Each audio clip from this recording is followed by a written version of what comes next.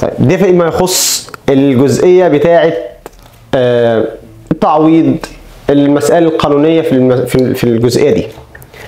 الجزئيه الثانيه فيما يخص تعويض جوميز لمصطفى شلبي الفتره اللي جايه مصطفى شلبي مين هيعوض مكانه؟ خليني اقول لك عزيزي المشاهد بكل صراحه، مصطفى شلبي كان اعتماد جوميز الكلي عليه، وكان في عدم اقتناع من جوزيه جوميز باللاعب مشلاك اللي هو الاوكراني اللاعب المحترف. طيب حاليا لا يوجد اي خيارات لدى جوميز الا مشلاك الاوكراني. هل هيدفع بيه ولا هيكون في تغيير مراكز ومحمد شحاته هيكون لاعب جناح ايسر لنادي الزمالك بدلا من مصطفى شلبي؟ الحاجات دي كلها هنشوفها وتفاصيلها باذن الله بكره هنكون معاكم تغطيه حصريه بشكل مميز جدا جدا على موقع الحريه لايف.